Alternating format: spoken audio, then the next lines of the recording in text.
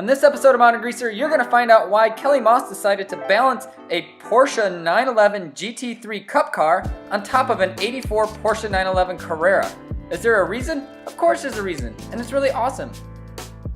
What would you do if you bought Will Rogie from Hoonigan's 1984 Porsche 911 Carrera and went on to put massive suspension upgrades and brakes and enormous tires and a big bad motor and a cool tent for the roof, and then you did all this cool custom work, and some internet trolls are like, well, that tent's not very functional. No, it can't hold weight of people.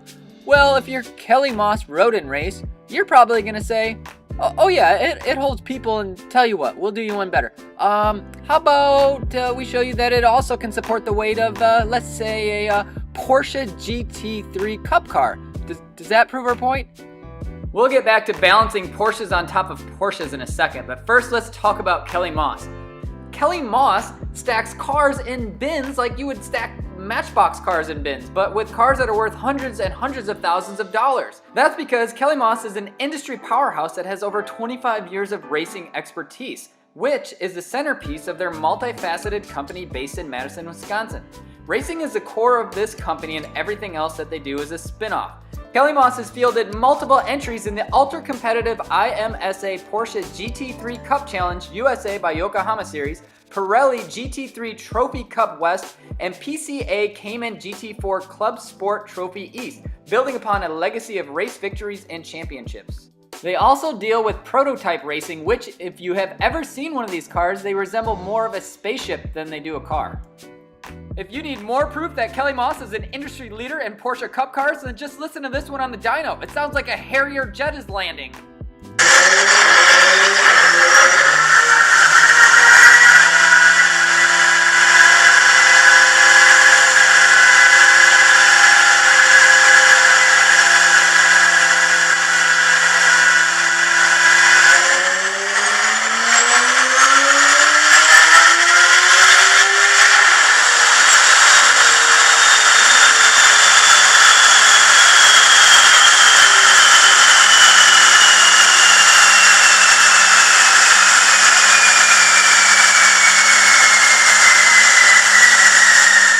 Kilcoyne is the handsome devil in the blue outfit, and he's also the director of operations at Kelly Moss, and he owns the safari car, which is named Willy. Now let's move on to why Kelly Moss was prompted to stack a GT3 on top of this car. This 911 was a gray market car legally imported into the US, living the majority of its life in the South, making it the perfect candidate for the build. What started as rally suspension, additional lights, and modest wheels and tires turned into the car you see today, when the what-ifs quickly turned into realities. Over the course of about 10 months, every piece of the car was apart, replaced, renewed, or rebuilt. To keep the car all metal, short of the carbon Kevlar roof, and come in at 2,500 pounds is nothing short of remarkable, but you can't expect anything less from Kelly Moss. Function over aesthetics are consistent with this build, as is with all the cars that leave Kelly Moss. Now that the car is seeing active duty, everyone asks, how much can the roof rack handle? And this is how Kelly Moss answered that question.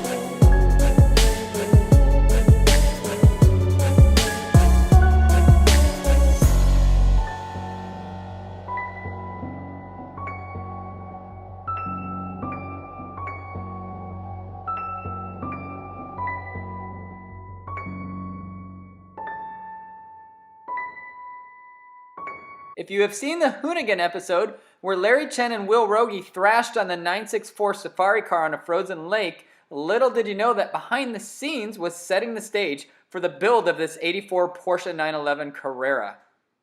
For more detailed information about all the builds going on at Kelly Moss Racing, get over to their website. You can find out more facts and features about this car. If I talked about it, it would literally be a 20-hour video. It's crazy the amount of work that went into this build alone.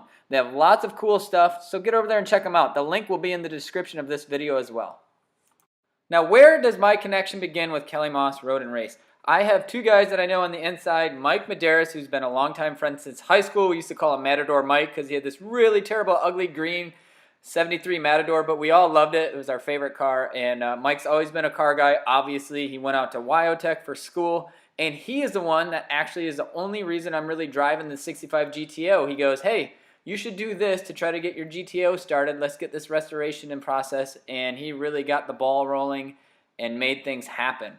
Now, he started doing the restoration work over at Coachman's Body Shop in Illinois, and that is a big, long story we'll get into in a different episode, but he really kind of started it. And Jeff Ferguson kind of picked up where Mike left off on the project, and they both worked hand in hand. And now they work together at Kelly Moss. Jeff Ferguson, who works at Kelly Moss, also painted the GTO. He did a lot of fabrication work. He's a really good welder. He's just an awesome dude. And here he is on this video taking the GTO for its final test drive.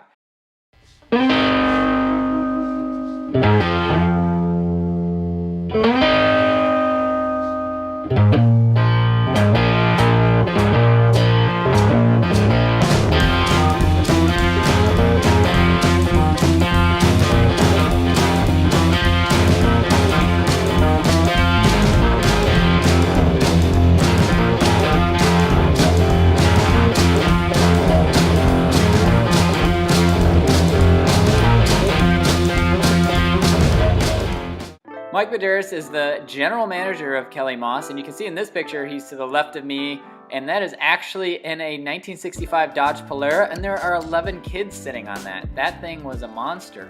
Also, we are side by side in a tow truck on our way out to get a 1973 Vista Cruiser barn find. And you see barn finds on TV and magazines, but they don't show you with all the bird crap on them. Just look at the bird crap on this thing. It's awesome.